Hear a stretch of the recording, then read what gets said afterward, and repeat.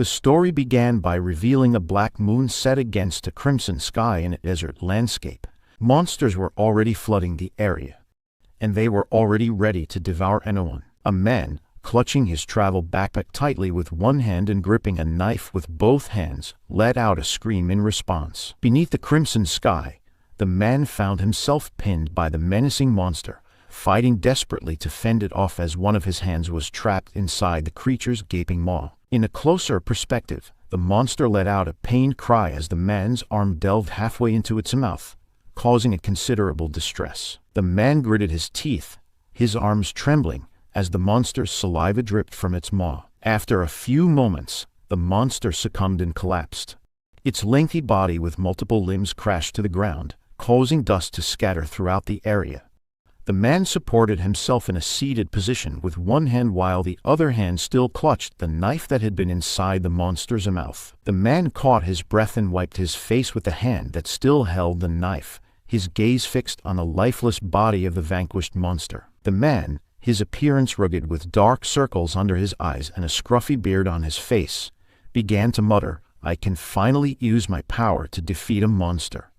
But he was abruptly interrupted when someone called out, "Hey, unawakened." The expanse of it desert resembled a desolate wasteland. Towering, monstrous creatures roamed everywhere.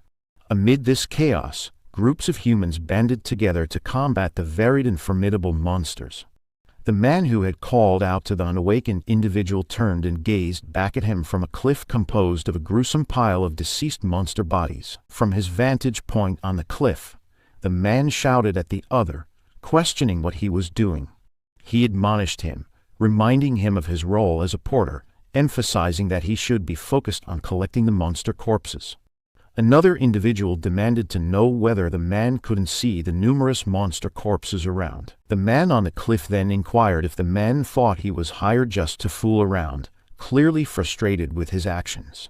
Feeling the weight of the reprimand, the man who had been called out offered a sincere apology. The opposite man made an angry face, then walked away and quietly said, "Those unhelpful workers," feeling unhappy about what happened. The man gazed at the chaotic scene of monsters and people engaged in battle, wearing an expression of profound despair as he contemplated his place in this harsh world. Feeling really upset by what he saw, he could only say a strong, not so nice word in response. Their world had undergone a profound transformation when they uncovered the abyss, an alternate dimension where creatures once believed to exist solely in the realms of fantasy were found to be very real. Following the revelation of the abyss, individuals awakened transcendent powers, which empowered them to vanquish monsters and embark on daring explorations of this enigmatic dimension. As a result, the conventional method of evaluating individuals shifted away from assessing their personality or effort, and instead,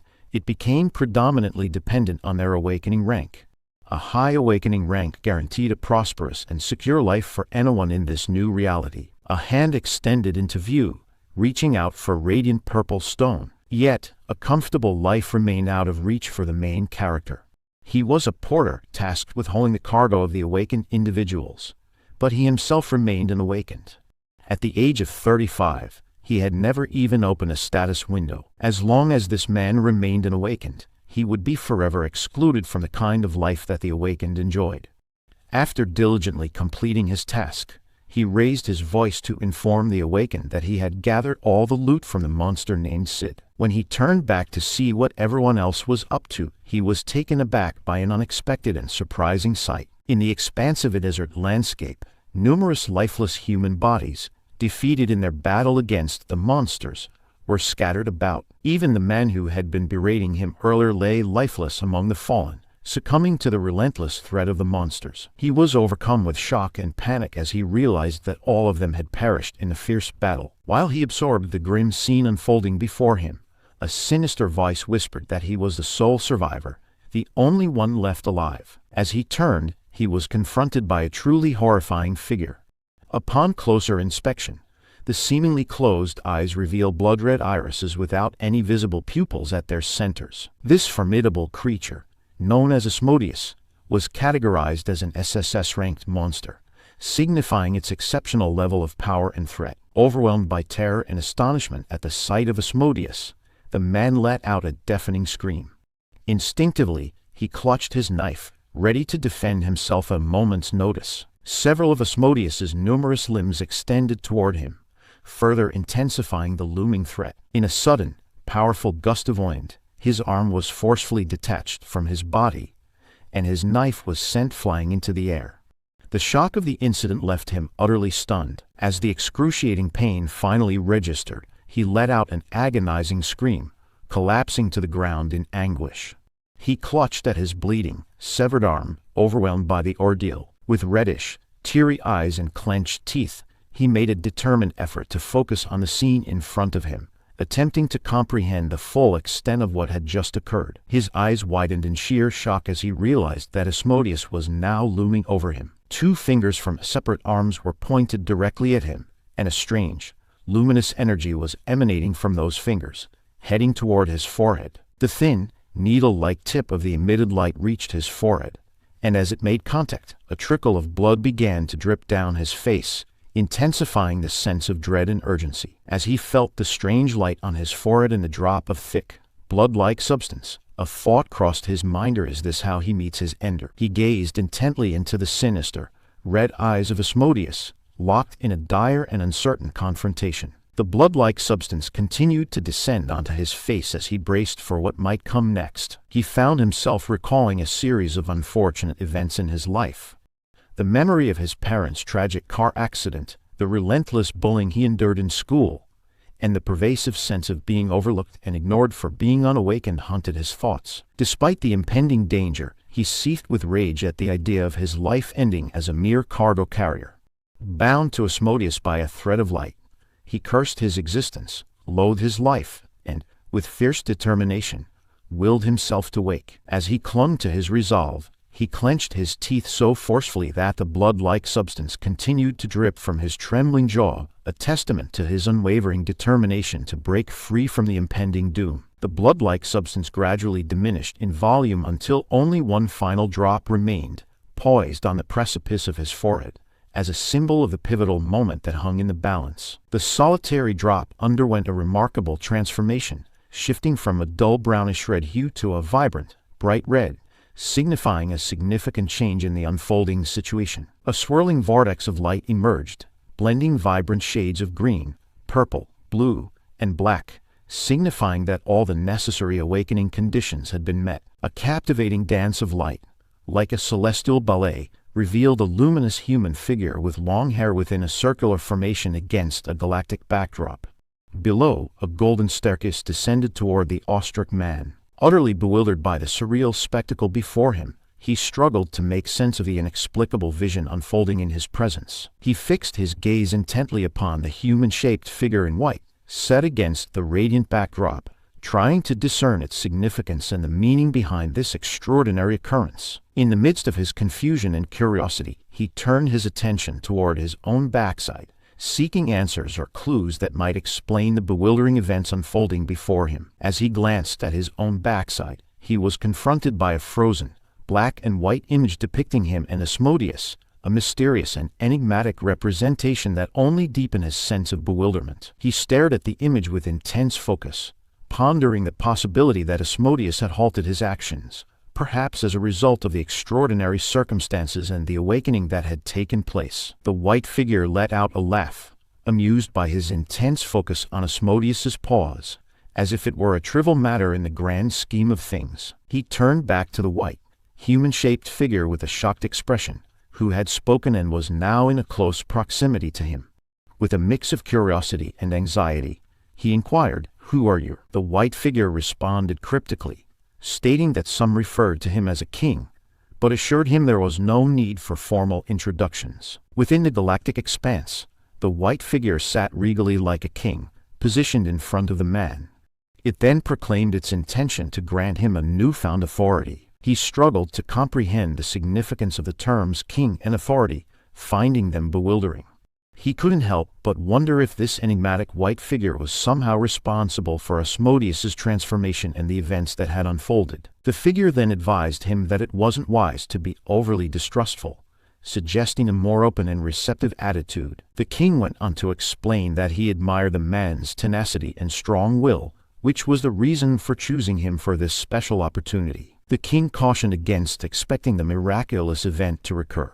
As the white figure extended its hands, the man's panic-stricken expression prompted him to urgently seek clarification about why he was chosen. The man, still bewildered, implored the white figure to explain what was happening.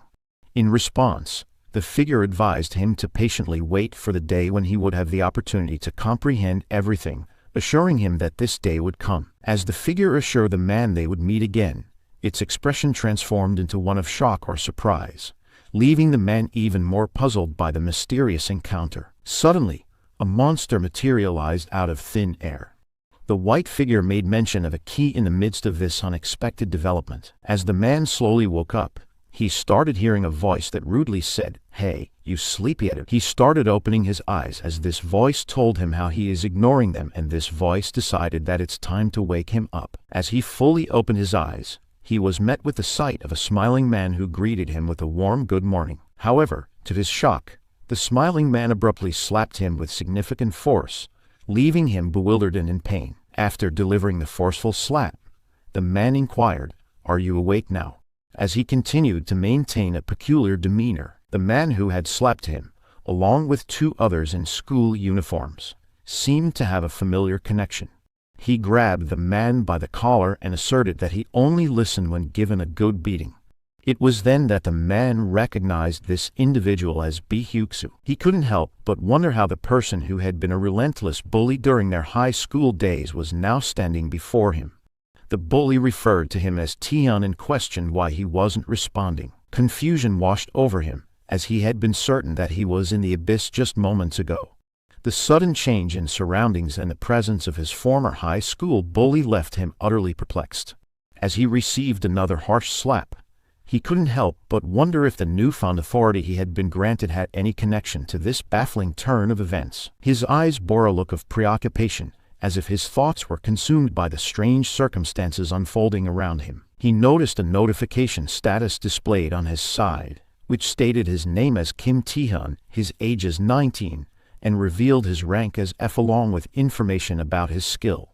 This information added to his growing sense of bewilderment. He was taken aback by the appearance of the status window, particularly when he realized that it indicated he was only 19 years old. This revelation deepened his sense of shock and confusion. Realizing that the status window indicated that it had been 16 years since he was 19, he couldn't help but break into a smile. He burst into hearty laughter, unable to contain his amusement at the absurdity of the situation and the unexpected turn of events. The man's unexpected and prolonged laughter unnerved the bully, causing him to release his grip. The bully inquired about what was wrong with him and asserted that he must have gone mad, yet the man continued to laugh uncontrollably. The bully, increasingly agitated by the man's laughter, declared that he truly seemed to want to be hurt, further escalating the tension in the situation. In a sudden turn of events, Kim Tae-hyun delivered a powerful punch to the bully, striking him with significant force. The two other bullies were left in a state of shock, their expressions reflecting their surprise and disbelief at the sudden and unexpected turn of events. Kim Tae-hyun, despite his previous laughter, continued to smile as he faced the consequences of his actions, his demeanor still reflecting an inexplicable sense of amusement. His smile persisted because he had come to the realization that he had also awakened a profound transformation that had taken place within him.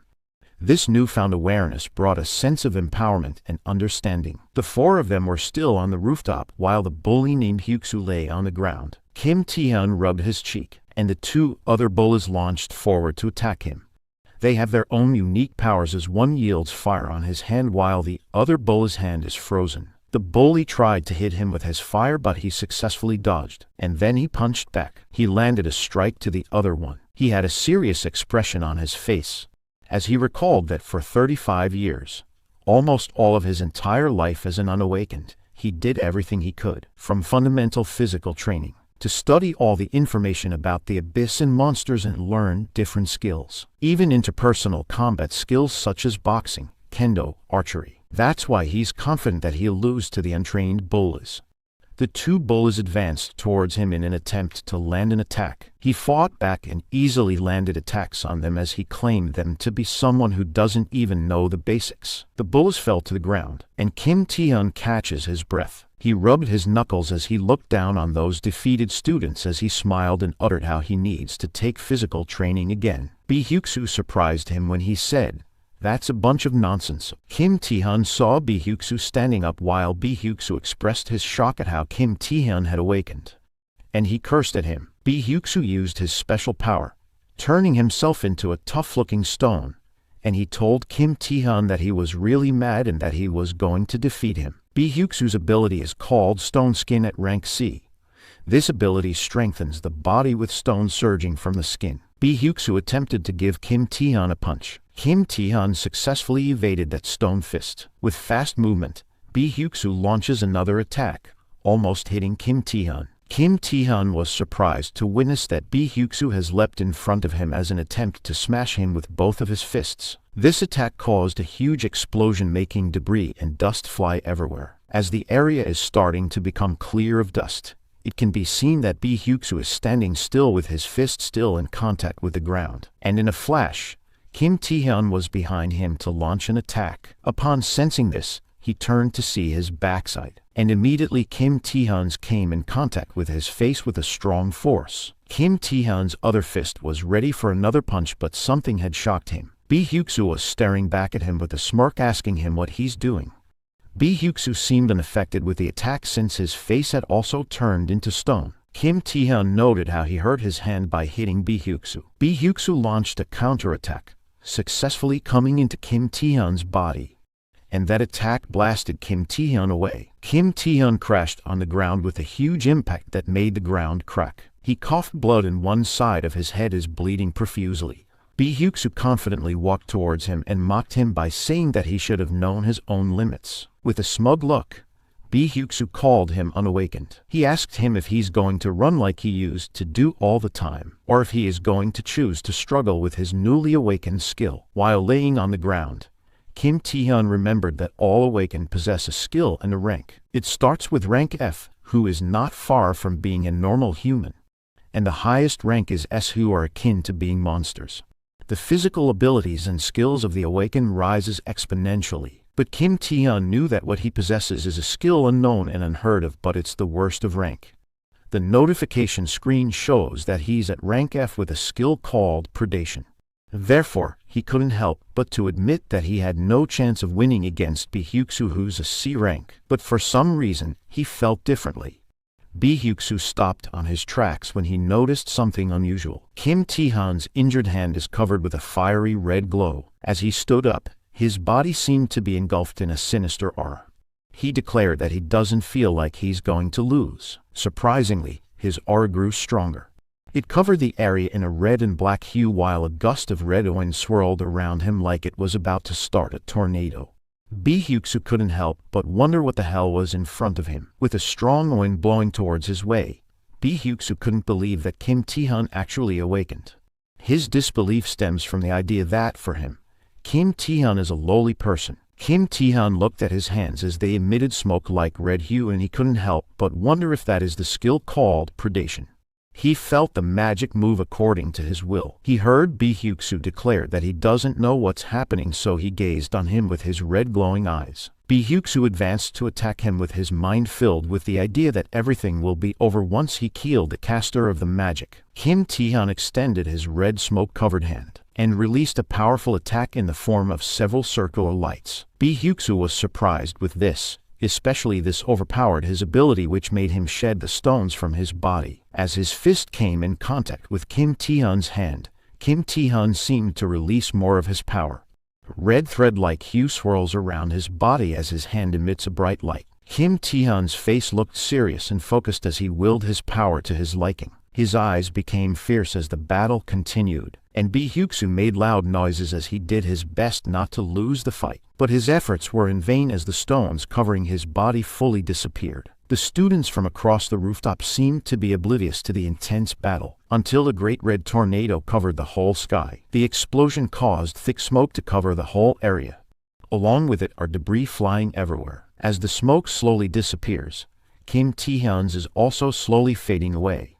The red hue that covered his body was no longer there, while Bae Hyuk-soo looked like he was roasted with his face covered in black dirt and his eyes had rolled back into his head. Kim Tae-hyun watched every second as Bae Hyuk-soo fell to the ground. He didn't leave unscathed as he appeared extremely exhausted from the battle. A notification screen informed him that predation had been completed.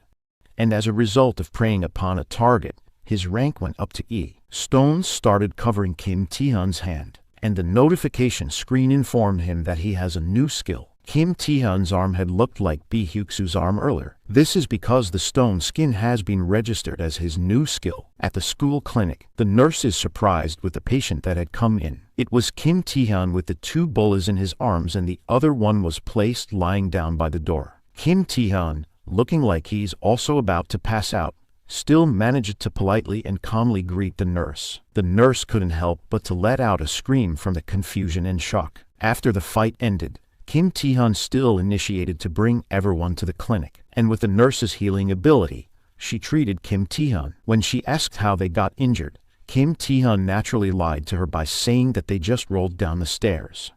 And surprisingly, he managed to deceive her as she did not probe any further. After the treatment, he walked on the streets as his thoughts wander.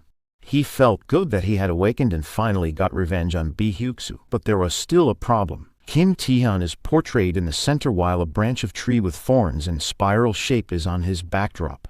This seemed to be his ability, the predation, which is one of his concerns at the moment. His rank that he barely got to change after training for his entire life instantly increased after a single fight. His rank may be an F rank, but the power exceeds that of a C rank. In addition to that, he can even steal the skills of the opponents that he had defeated. As he ascended the stairs, he started wondering why the white figure called King gave him that power, and even made him go back in time.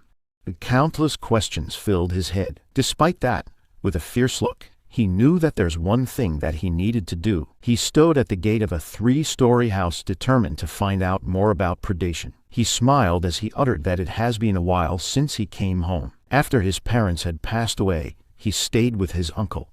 He pictured his uncle and his family, and his smile grew wider. He entered the house as he planned his search for information while his uncle was out. As the living room came into view, he was shocked by what he had witnessed. A man is sitting in a single chair while 2 people with their faces covered on each side, and a boy is crouched on the floor to clean up the scattered money. This boy is also surprised to see Kim Tae-hyun. The boy seemed surprised and in panic as he uttered Kim Tae-hyun. Kim Tae-hyun also called out to the kid named Wang Yeung and he asked why the boy isn't in school. And then his attention was drawn somewhere. As he focused on the money scattered on the ground, he couldn't help but see Wang Yeung as a mean person.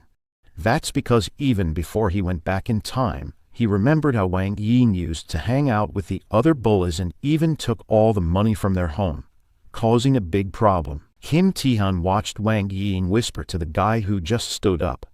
Kim Tae-hyun realized that a major incident from the past is actually happening today. One of the guys voiced out that he was actually wondering who just entered, but it was just Yeung's cousin. He advised Kim Tae-hyun that to avoid getting into a fight, he should stay out of it and just go on his way quietly.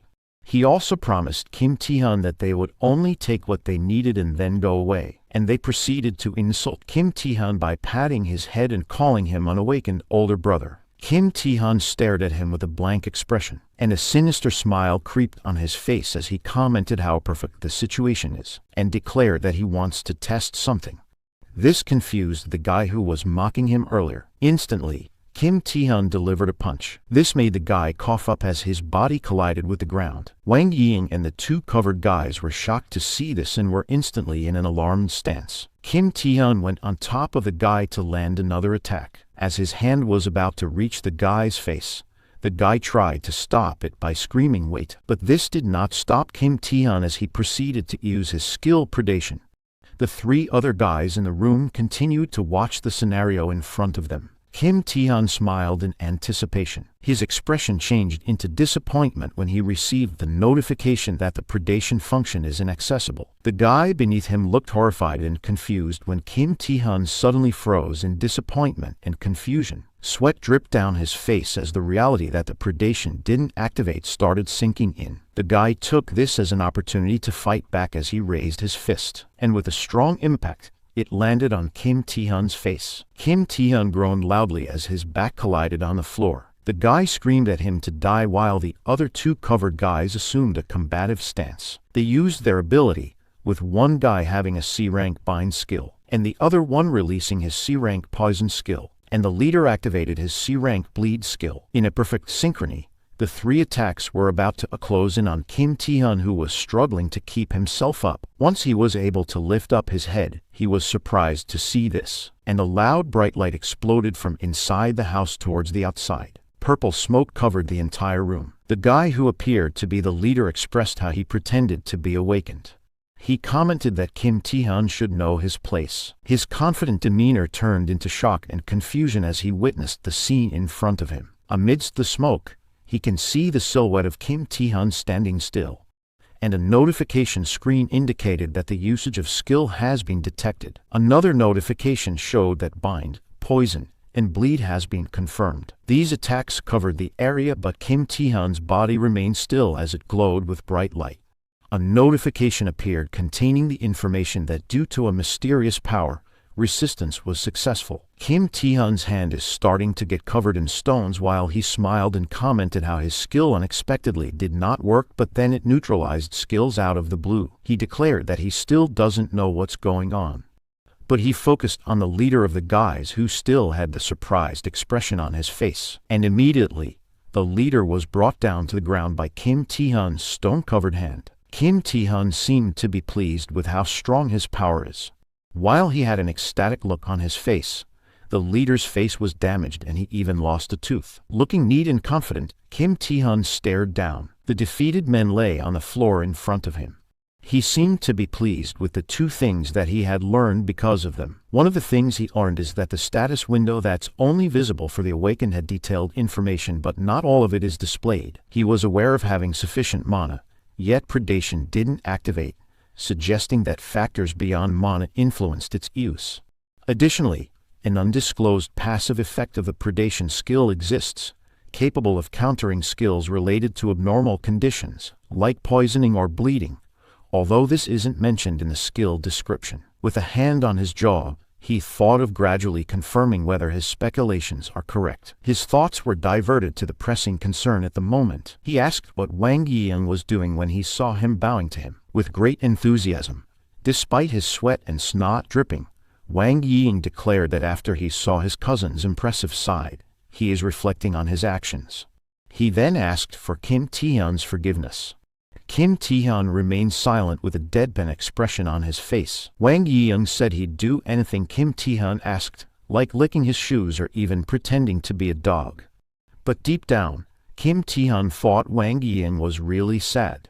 He always knew his cousin was a bit tricky, but he didn't realize it was that bad. He had a disgusted look on his face when he heard Wang Yiying bark like a dog. He didn't plan to give more energy into this since the urgent issue isn't his cousin. Since there was another incident that will happen that day, the said incident would have to do something about a red humongous entity with 4 eyes. This entity is covering the sky, but people in the busy street don't seem to notice. Kim Tae-hyun informed Wang Yiying that he will forgive him.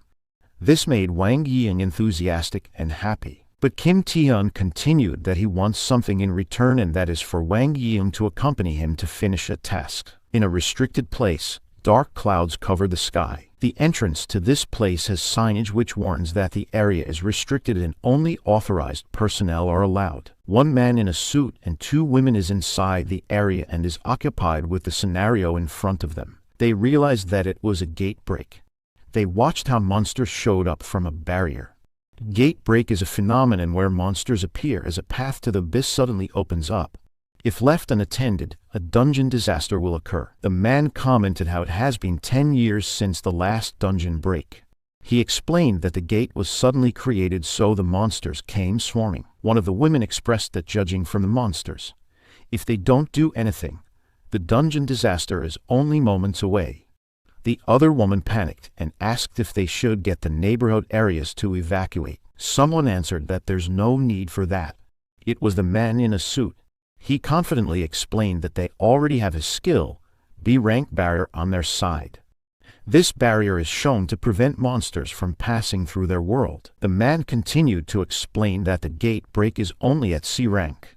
While he explains that, the monsters are forcefully trying to break through the barrier.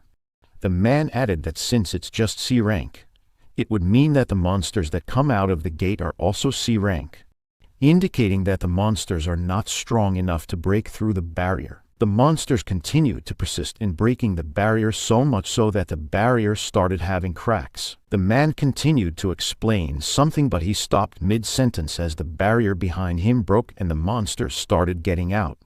The two women witnessed this and they called out to their team leader with a hint of concern. The man immediately turned around, and with a single kick, he was able to defeat several monsters at once. He told the ladies that, as B rankers, they were better equipped to handle the situation. Using his powerful attack, he managed to remove a monster's head. Wang Yiyang ran fast as he asked this sir if everything should be alright. He tried to convince sir that since he knew the control personnel were there, everything should be alright. Kim Taehyun told him to stop calling him sir. Kim Taehyun confirmed that Wang Yiyang is right, since the gate break's initial mana estimate is C rank.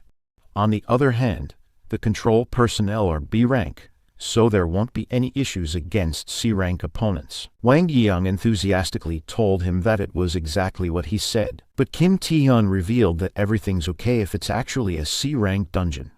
This revelation shocked and horrified Wang Yiyang. A pile of dead monsters' body has been scattered in the restricted area. The man in the suit inspected the bodies while thinking how strange the situation was. He couldn't fathom how the low-rank monsters pierced through his B-rank barrier, and a thought suddenly came to his mind. The possibility that the mana overflowing in the area is actually above his rank. One of the women called his attention to inform him of something unusual in the gate. They saw several mean-looking monsters exiting the gate, and among these is one humongous monster with several sharp teeth. They continued to observe this monster as it kept pushing through the barrier, and the monster opened its wide mouth to let out a horrifying roar. The man's eyes widened in shock. He asked what that thing was. Yet the monster let out another loud roar as it fully broke the barrier, and more monsters passed through the barrier with it. The giant monster is being so loud with its roar. This monster is called a giant ogre and it's an A-rank monster. The man had a horrified expression on his face as he realized that the gate break is not C rank, but it was actually A rank. In a split second, flames engulfed his vision. Loud explosions happened consecutively. The area was covered in flames. Wang Yiyang continued to talk while running. He assumed Kim Taehyun was right, but he couldn't shake the idea that it's ridiculous. He asked his cousin how he knew such a thing. Kim Taehyun only answered in his mind. He couldn't tell him that he had already gone through this before he regressed.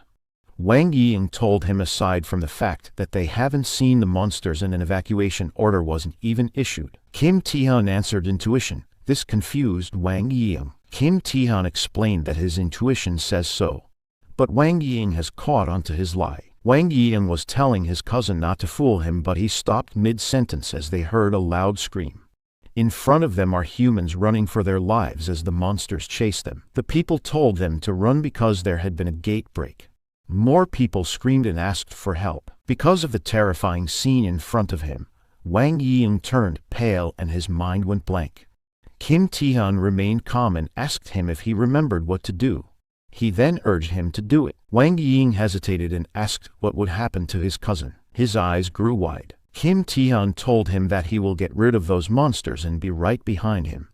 Kim Taehyun walked towards the monsters as his body was starting to be covered with stones. Meanwhile, a large tall building is being lit by several lights from different angles. A man looking over the city lights admitted that the situation is escalating quickly. He explained that the gate break that was thought to be C rank turned out to be A rank. They can't expect reinforcements since others are busy in dungeon conquests and abyss exploration. He looked at the person that he was talking to and revealed that the only solution is an awakened A rank. With a hint of desperation, he told this person that he's the only hope. He requested this person's help. He called the person on Hyunsu, the Blade of Lunacy. He's an A rank awakened. This person had tears falling in his eyes as he bit his lip. With determination evident in his eyes, he told everyone to hang in there as he will come to them soon. A status window indicates that his special skill is 8th grade syndrome. A monster can be seen being hit on the head, and then another monster is hit on its face, and another one has been knocked out by Kim Tae-hyun. The final monster he punched fell to the ground, joining the other lifeless monster bodies. He extended his hand and a red sinister aura started glowing, and in just one swift move, as he unleashed a red tornado-like attack, several monsters were ripped to shreds. He had a smug look on his face as he continued using his powers. He also seemed pleased to have confirmed his theory that the cause of Predation's failure is based on fatigue. His current fatigue is at 52%, and if fatigue passes 70%, his skills won't activate. Most skills are activated based on the usage of mana, but that doesn't mean that it's the only thing to think about. That's because fatigue also plays a major factor. Fatigue increases if skills are used or there's physical activity. And the higher it gets, the more power of the skill decreases and the heavier the physical body gets. He finds it unfortunate that there's several factors to consider. However, Kim Tae-hyun discovered that if he absorbs dead monsters, he can recover his mana without having to spend any. This is because the target's life activity has stopped, so mana will no longer be consumed. And with that, he successfully completes Predation and recovers his mana. He smiled at the thought that there's even more good news. His rank has changed to D. His Predation and Stone Skin both went up to D from E. With this, he concluded that the more he uses Predation, the more that he can grow. He can already imagine that if it continues at that rate, he can become S rank or even SS rank. Aside from that, he entertained the possibility that he'll be the first SSS rank. After clearing the area with monsters, he declared that he's done and will head back to where Wang Ying is. He wasn't able to finish his sentence because of what he sensed from behind him. In an instant, there was a huge monster falling down on where he's standing. This monster is being defeated by a man with a golden sword. This isn't just any monster, but it was the A-rank ogre. The man with the sword called it a dirty monster and vowed to make it pay for all the people that it had killed. And this man declared that himself, An Hyun-soo, the warder of justice, will be the judge of its end. He declared this with all enthusiasm while tears were falling down from his eyes. Kim Tae-hyun seemed to be unamused with the childish declaration. The ogre roared as it lifted its fist in the air while An Hyun-soo anticipated the attack. An Hyun-soo, with his eyes filled with determination, he lifted his sword and showered the ogre with several diamond-like blades of light. The attack was so powerful that it formed an explosion in the middle of the city. Kim Tae-hyun was astonished by what he just witnessed. He couldn't believe that the man easily defeated an A-rank monster. He assumed that the man is the A-ranked awakened who single-handedly solved the break before he regressed. He knew the man was the Blade of Lunacy, An Hyun-soo, and he just confirmed that the man is as strong as what the rumors say. An Hyun-soo grinned and made a silly face, saying that the foolish monster met its end by his just a sword. Watching this, Kim Tae-hyun couldn't help but agree with the rumors that An Hyun-soo was a bit silly. As he continued to gaze at An Hyun-soo, he wondered why he suddenly appeared in the area. Since before he regressed, An Hyun-soo is engaged in a bloody battle with a giant ogre on the other side of the city. An Hyun-soo is focused on praying for the citizens who passed away to find peace. Kim Tae-hyun continued to have several thoughts in his mind as he watched An Hyun-soo, but instantly, as the notification window appeared indicating a skill was sensed, he felt a horrifying presence. An Hyun-soo was pierced in the middle of the chest by a bald man. He coughed up blood as he uttered "Water." With a sinister grin, the man exclaimed as he had finally caught An Hyun-soo. A vast area of the city has been damaged. Meanwhile, a marketplace of clothing seemed to be unaffected. Wang Ying observed the nurse who was sleeping on the couch. The nurse seemed to be oblivious to the chaos outside or to the presence of another person. Wang Ying perspired as he asked himself if what he's going to do is okay. He recalled his conversation with Kim Tae-hyun. He was informed that a lot of people will die, and one of those people is their school nurse, Choi Naeum. Kim Tae-hyun informed him that the nurse will die because she focused on relief activities rather than evacuating. Kim Tae-hyun asked Wang Ying if he can put people to sleep with his sleep skill, and Wang Ying confirmed this. He was then given an instruction to put the nurse to sleep and evacuate her to a safe place, and Kim Tae-hyun declared that he will handle the rest. As he continued to watch Choi Naeung, Wang Ying wondered how his cousin knew all about those things. All of a sudden, a thought crossed his mind. He judged this thought as nonsense, but he couldn't fully shake it off since it's the only possible explanation. His blood rushed with the idea that his cousin awakened to a skill to see the future. He exclaimed how seeing the future is so cool.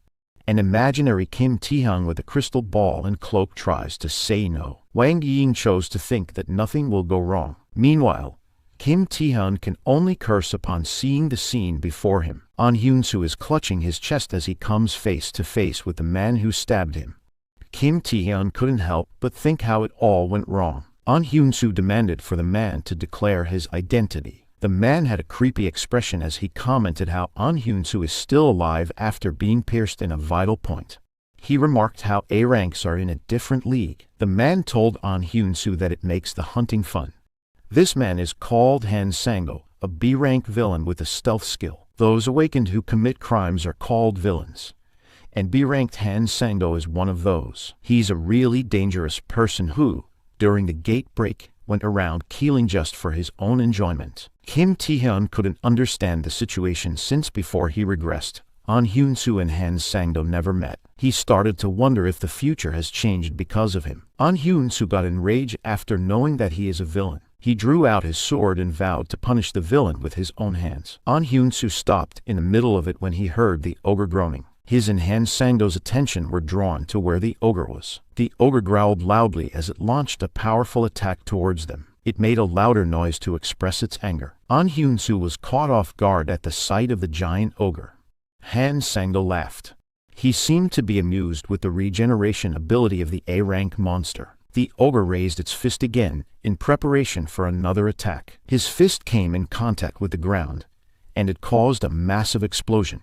Fortunately, An Hyun-soo and Han Sang-do were able to evade this. Since the ogre is wreaking havoc, Han Sang-do had decided to leave An Hyun-soo's defeat in the hands of the ogre. Han Sang-do's attention is diverted to another person. He came face to face with Kim Tae-hyun and commented how they had a spectator earlier. He seemed thrilled with the idea of having another prey. Then he decided to launch an attack on Kim Tae-hyun, who seemed to be caught off guard. His sword came to Kim Tae-hyun and screamed for him to die.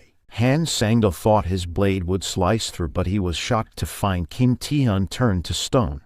Kim Tae-hyun grinned and called him a silly person, and then he launched a powerful kick towards Han Sang-do. Han Sang-do seemed annoyed to figure out that the person in front of him was awakened. Kim Tae-hyun addressed him as B-rank villain Han Sang-do, and this made him pay a close attention. Kim Tae-hyun inquired if he was a person who was secretly committing killings with stealth skills. He smiled at him and expressed that he feels great for running into him. His stone-covered arm clashed with Han Sang-do's blade. Han Sang-do seemed to enjoy attacking consecutively. On the other hand, Kim Tae-hyun looked serious while he countered Han Sang-do's blade with his arm. This pattern of fighting continues. Han Sang-do uses his blades to attack while Kim Tae-hyun protects himself using his stone-covered arms, and then he will launch a counterattack. They both took a step back. Han Sang-do commented that Kim Tae-hyun is skilled enough to be confident. He looked at him while he made a remark that it's unexpected how blades would be useless against him. He went on to tell him that he doesn't know how Kim Tae-hyun knew about him, but he shouldn't conclude that he has a chance of winning just because his blades are not working against him. Kim Tae-hyun was shocked to hear that. It's as if Han Sang-do knew his thoughts. Han Sang-do gave him advice that he should know that the world doesn't go according to his plans. Han Sang-do disappeared from his sight. Kim Tae-hyun instantly knew that he used the stealth skill. He assumed a combat stance in preparation for the hidden enemy. He instantly turned to look at his back. He punched the air and declared that Han Sang-do's attacks are useless against him. Unbeknownst to him, Han Sang-do was actually behind him. He was caught off guard when he revealed himself and asked him if he's sure about what he just said. He instantly turned to block the blade. Unexpectedly, his hand bled. He was surprised to see that his stone-covered hand was bleeding. Han Sang-do laughed at him. Han Sang-do is preparing for another attack while he asks Kim Tae-hyun if he knew about the number of guys that he hunted that were just like him. He's pertaining to guys that made a mistake by thinking that their skill is invincible. He asked him if he's flustered to run away now that his weakness has been exposed. He cut Kim Tae-hyun from all sides. Kim Tae-hyun clenched his teeth as he endured the consecutive attacks that rained on him.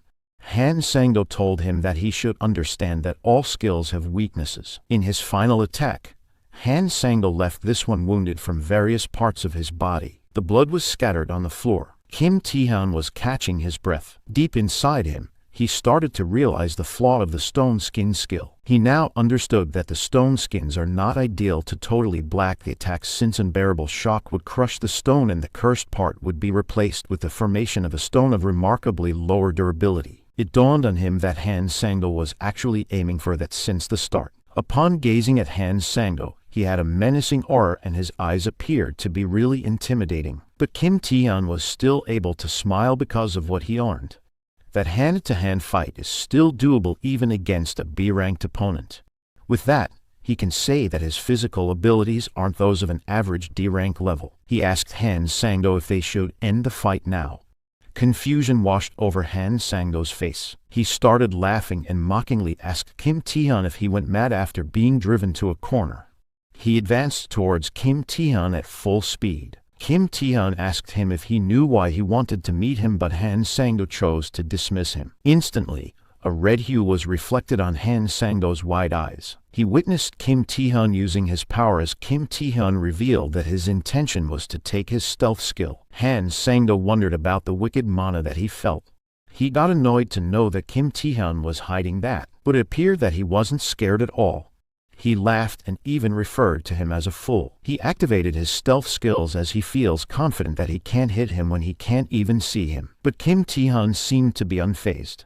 Instead, he reminded him of what he said earlier, that all skills have weaknesses. Kim Tae-hyun seemed to realize something after he had devoured monsters several times. There were monsters that seemed to escape his sight, but, in the end, nothing escaped his predation. He told Han Sang-do that wherever he hid or wherever he ran away to, he informed him that predation will gobble him up no matter what. All of a sudden, Han Sang-do let out a scream. Kim Tae-hyun's red blades ripped this one off into pieces. The sun had started rising, illuminating the whole city with its warm light. An Hyun-soo can be seen laying face down on the ground. He cursed and regretted that he was stabbed by the villain. Even if he's called with many titles such as the Hero of Justice or the Invincible Warrior, he still can't defy death. The giant ogre appeared before him and it roared loudly. It made a loud noise as it lifted its clenched fist, and it roared again as it punched An Hyun-soo. The attack caused so much smoke and debris in the area. It made loud noises as it waited for the smoke and dust to clear out. But to its surprise, An Hyun-soo's body is not in the area, and a voice spoke commenting how An Hyun-soo is totally flat on the ground. It was Kim Tae-hyun and he used his stealth skill to save An Hyun-soo. The giant ogre heard him and turned towards his direction. Kim Tae-hyun smiled while his aura covers his body and he uttered that it's no wonder that An Hyun-soo is on the ground since it was comfortable. The bright light of the rising sun covers the dark sky. A man and a woman were surprised as they opened the door. Wang Yi called out his mom and dad and announced that he's back home. Kim Tae-hyun asked his uncle if everything's all right. Tears fell from the eyes of the old couple. They were so relieved that the monsters didn't harm the children. Wang Yi laughed and told them that nothing happened. The old couple told them that the house was a mess as if someone ravaged the place. Wang Yi insisted that nothing happened and even asked Kim Tae-hyun to agree with him. Kim Tae-hyun decided to not say any comments. From a bird's eye view, the rooftop of different buildings can be seen. A person watched the news on his mobile phone. The news announced that as per the guidelines of the government, the gate break warning has been completely lifted. In addition to that, the news also stated that the government considered the possibility of a subsequent outbreak, and with that, they ordered nearby schools to be closed for a week. And as news of survivors is gradually coming in, the public is breathing a sigh of relief. The man in suit earlier and the two women who were with him can be seen wearing hospital gowns as they pass through the hospital's corridor. The nurse, Choi Ning, is explaining to the police how she woke up in a department store without any recollection of going there. Meanwhile, An Hyun-soo is on a live broadcast to announce that he is not the one who took down the giant ogre. He revealed that the true hero is someone else. The news continued to announce that the giant ogre's corpse wasn't discovered and the whereabouts of the villain who attacked the public are unknown. The people are concerned that the preventive measure for safety purposes may be insufficient. The person who's watching the news decided to turn off his mobile phone. That person was actually Kim Tae-hyun. He's happy to know that he has not been mentioned in any of the reports. With a confident and excited expression, he looked at what's ahead of him. He is standing on the rails while looking at the dark tunnel as he declares that he's ready to advance to the next stage. His status window had been updated with his newly acquired skill. Now he has 3 skills, including the D-rank stealth that requires 5 mana. For him, acquiring stealth was an especially great outcome. But due to his current level, he finds it difficult to use all 3 skills, since recklessly wielding the skills could deplete his mana in no time and thereby raising his fatigue level. It could end up a devastating move, so he thought of preventive measures, and the best one is to have potions. Potions are elixirs created for various purposes such as mana or fatigue recovery, but he had an issue to deal with. Potions are expensive. Thus, he decided to hunt to earn money. He went inside the tunnel and his path was blocked by debris. He went through a small crease to proceed. For him to hunt, he needs legal permission. Actually, the law states that using skills without legal permission is considered illegal, so it left him with a single option. After going through the narrow passage between the wall, he was able to arrive at this destination where multiple gigantic monsters gazed at him. The only solution that he had is to explore and discover dungeons. The monster spoke and asked how a mere mortal could come in their place. Another monster wondered how the mortal found them. One monster suggested that they should paralyze the mortal so they could have a feast. Kim Tae-hyun heard all their statements. He commented on how they are such great talkers. He wondered if those monsters are of high intelligence. The notification window showed that the monsters are called the Spider Sisters and they are of B rank. He expressed how B ranks are not enough to increase his ranks. He wondered if he needed to eat hundreds of them to reach his goal. The Spider Sisters got really upset with this and decided to go after the overconfident human and attack him. One of the Spider Sisters had puffy cheeks, and in unison, they told him that they are going to eat him alive. And simultaneously, they spit out a purple substance on him. The Spider Sisters laughed as if to mock him and asked how he felt. They asked if he felt himself becoming paralyzed. To their surprise, their victim is unaffected. Kim Tae-hyun's skill called Resistance has been activated. Kim Tae-hyun seemed to be pleased with the Spider Sisters' useful skill. The Spider Sisters screamed for him to wait, but it was followed by them groaning in agony. A notification appears stating that he has succeeded in a complete predation. He had obtained a new skill called Paralysis. One of the tall buildings in the area is the headquarters for the new South Korea Player Association. 2 men guard the wooden gigantic door. Inside the building is a woman who is holding a coffee, and 2 men. One man seemed to be nervous. He's Go Tae-wook, the deputy manager of the new South Korea Player Association. A player is defined when an awakened player is legally permitted to use their skills for various objectives such as abyss exploration, dungeon clearing, and so on. Currently, there are 5 player centers of the New South Korea Player Association. New South Korea's largest guilds are also known as the 4 Great Guilds, or the fighters are also known as Undivided. The crafters called alchemists, the mages called the magicians, and there's the informants called nightwalkers. And the authorized agency that manages the players, including the 4 Great Guilds, is known as the New South Korea Player Association. And in front of the deputy manager is the guildmaster of the Nightwalker and also an S-rank player called Yu Ion, and a man who thanked Yu Ion for coming, whose name is Ji Jinwei. He is the chairman of the New South Korea Player Association and an S-rank player. He asked Yu Ion if she discovered something. Yu Ion confirmed if he was pertaining to a malignant guild. A malignant guild is a criminal organization formed by the most brutal fellows even among villains. The guild members wear gold rings with 3 skulls carved on them. He handed her a report about the recent movements of the malignant guild and a list of players that they were targeting. Yu Ion told him that she's definite that he didn't seek her just to receive a document. So, she straightforwardly asked what he needs from her. He laughed and asked her if she had any ideas. He admitted that he wanted her opinion on something. He proceeded to ask her when she finished the player test. She's confused by his question but opted to answer truthfully, that it was when she reached the qualifying age at 19 years old. Then she realized something. And the chairman asked her if she thinks a high school student could rival a monster in a fight. The high school student that might be the main topic of their conversation was busy sitting on top of the pile of the bodies of the monsters. His backpack is full of crystals from the monster. He's talking to someone in the phone, asking them if they are the alchemists. With a bored expression on his face after defeating a whole bunch of monsters, he revealed his agenda to them. He wanted to buy potions.